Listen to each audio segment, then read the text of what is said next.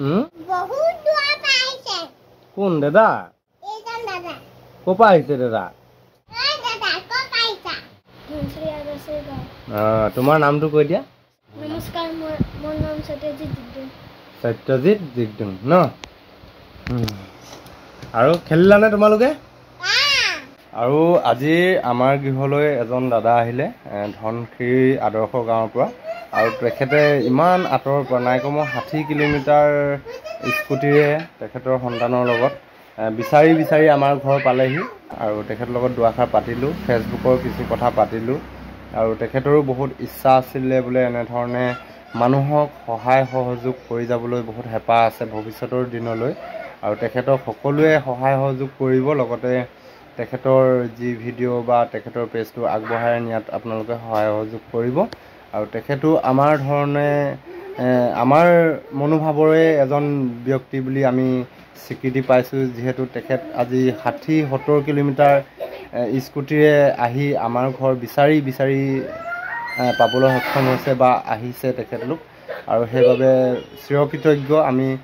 তেখেত আমাৰ ঘৰলৈ এনেধৰণে আহিছে মৰম চেনেহত বা কিবা এটা হেঁপাহ লৈ পেলাই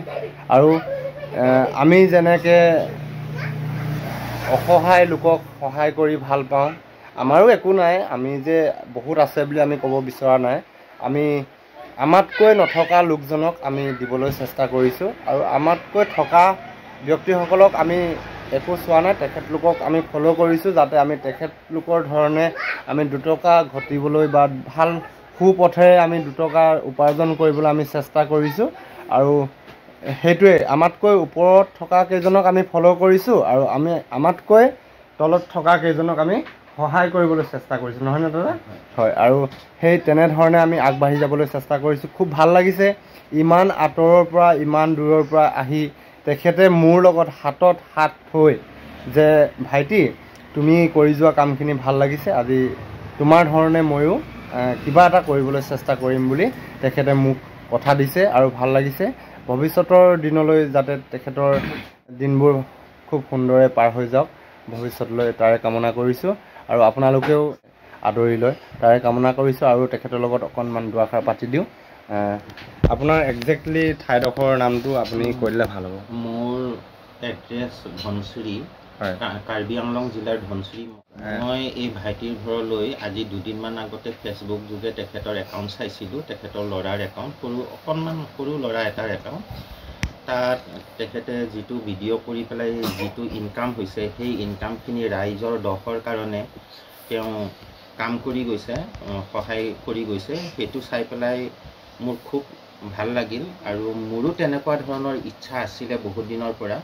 যিহেতুকে মই ইমান দিনে প্ৰাইভেট স্কুল এখনৰ লগত জড়িত তাৰে কিছুমান আপোনালোকে জানে প্ৰাইভেট স্কুলতনো আৰু কিমান ইনকাম হয়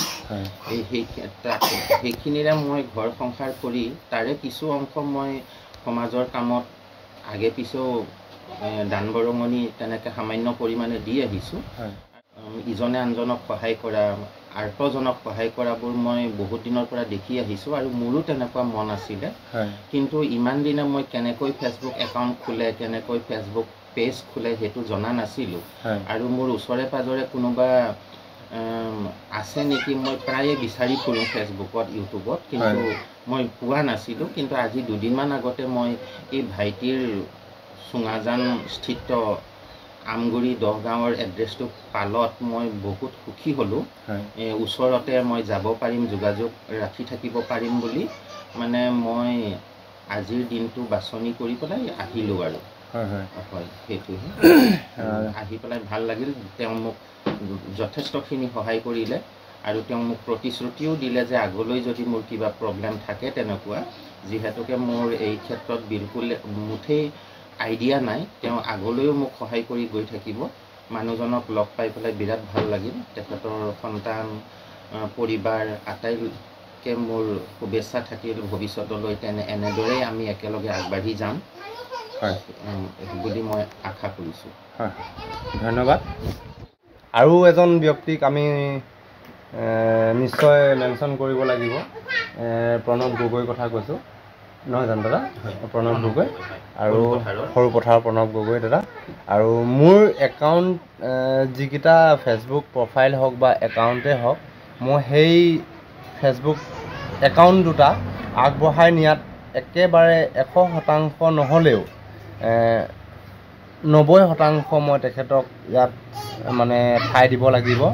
কাৰণ তেখেতৰ বাবেহে আজি মোক টেকনিকেলি যিখিনি কাম